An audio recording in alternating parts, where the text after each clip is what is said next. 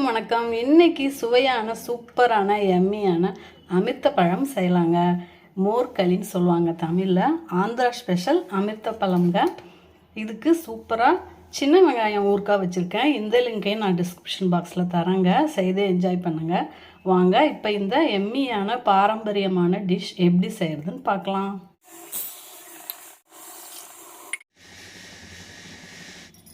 2 மணி நேரம் போல் இட்லி புழுங்கல் அரிசி நல்லா ஊறிடுச்சுங்க. இப்போ 1 டம்ளர் இட்லி புழுங்கல் அரிசிக்கு 1 டம்ளர் தயிர் எடுத்துக்கோங்க. 1/2 டம்ளர் தேங்காய் துருவல், காரத்துக்கு ஏற்ப பச்சை மிளகாங்க. இன்றைக்கி நான் 5 பச்சை மிளகாய் எடுத்திருக்கேன்.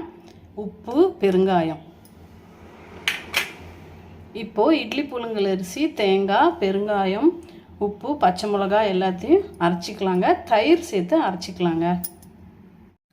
மோர்களி செய்யறதுக்கு இட்லி புழுங்கல் அரிசி நல்லா ஊறிடுச்சுங்க.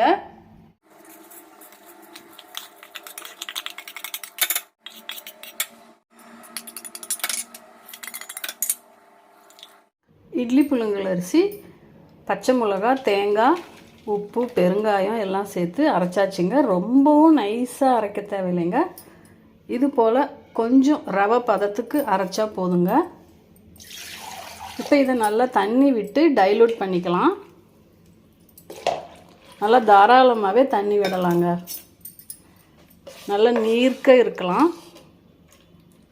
பாருங்கள், இந்த அளவுக்கு நீர்க்க இருக்கணும். இப்போ நம்ம இதை கேஸில் கடாயில் வச்சு கிளற போகிறோங்க. நிறைய தண்ணி விட்டு கிளறும் போது நல்லா வெந்து வருங்க.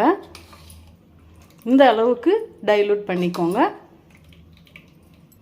கேஸில் கடாய் வச்சு எண்ணெய் விட்டுக்கோங்க. எண்ணெய் கொஞ்சம் நிறையா தாங்க பிடிக்கும். கொஞ்சம் தாராளமாகவே விட்டுக்கோங்க. எண்ணெய் காஞ்சதுக்கப்புறம்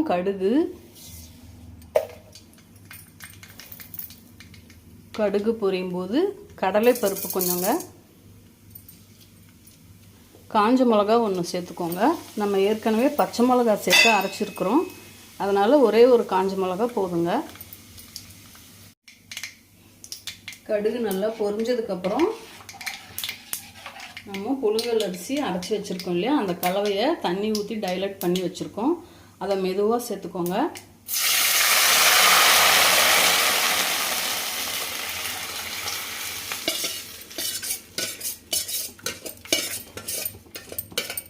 இந்த மோர்களி ஒரு ட்ரெடிஷ்னல் டிஷ்ஷுங்க.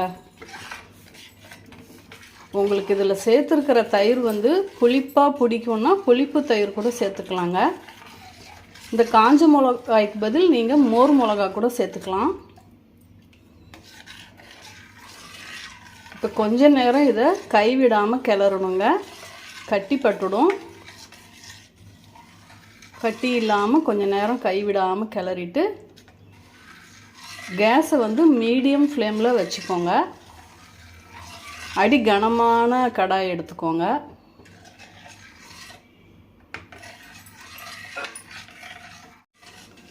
ஆந்திராவில் இது ஒரு ஸ்பெஷல் பிரேக்ஃபாஸ்ட்டுங்க. பிரேக்ஃபாஸ்ட்டாகவும் சாப்பிட்லாம், நைட்டு டின்னராகவும் சாப்பிட்லாம். நம்ம ட்ராவலெல்லாம் போகும்போது எடுத்துகிட்டு போகலாங்க, நல்லாயிருக்கும். தெலுங்கில் இது பேர் அமிர்த பழம் சொல்லுவாங்க, தமிழில் மோர்களின்னு சொல்லுவாங்க. இன்றைக்கி நம்ம இட்லி புழுங்கல் அரிசியில் செய்கிறோங்க. இது பச்சரிசியில் கூட செய்கிறாங்க. மெதுவாக வெந்துக்கிட்டு வருது பாருங்கள். இப்போ அடியில் இருக்கிற பாகமெல்லாம் வெந்துக்கிட்டு வருது. நீங்கள் கைவிடாமல் கிளறணுங்க. அப்புறம் அடியில் தீஞ்சிடும். அதனால் நம்ம கைவிடாமல் மீடியம் ஃப்ளேமில் வச்சுக்கிட்டு கிளறிட்டு இருந்தீங்கன்னா நல்லா கட்டி பட்டுருங்க.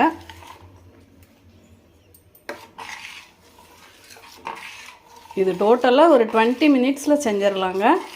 ரொம்ப ஈஸியான டிஃபன் தான்.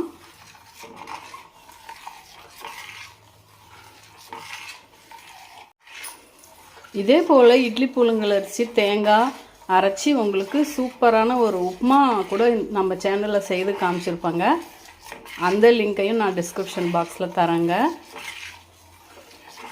புலுசு பிண்டி சொல்லுவோம், சூப்பராக இருக்குங்க.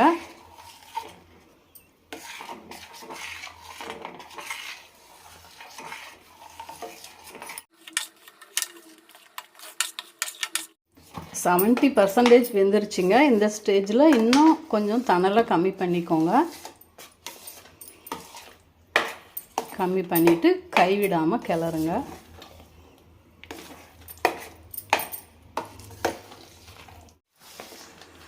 நல்லா வெந்துடுச்சுங்க. கடாயில் ஒட்டாமல் அப்படியே திரண்டு வருது பாருங்கள். நம்ம சேர்த்த எண்ணெயும் அப்படியே ஷைனிங்காக தெரியுது பாருங்கள். இதுதாங்க பதம்.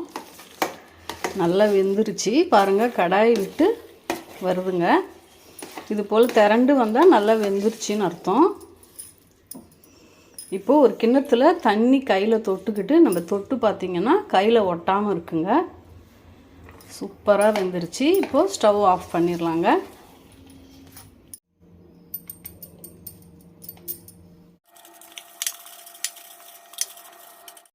மோர்களி வெந்ததுக்கப்புறம் கீழே வச்சு கொஞ்சம் நேரம் கிளறிட்டு இப்போது ரூம் டெம்பரேச்சருக்கு வந்ததுக்கப்புறம் ஒரு ட்ரேயில் நெய் தடவி வச்சுருக்கேங்க. அதில் இதை சேர்த்து ஆற விடலாம். ஆறுனதுக்கப்புறம் இதை பீஸ் போட்டு சாப்பிட்லாங்க. இப்படியே சூடாகவும் சாப்பிட்லாம்.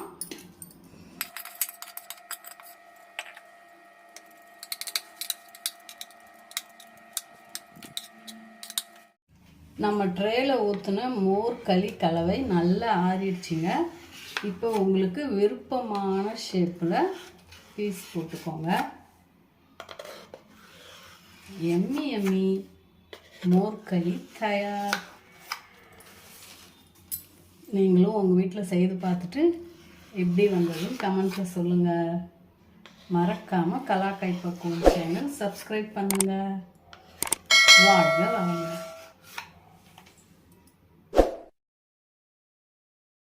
And I'll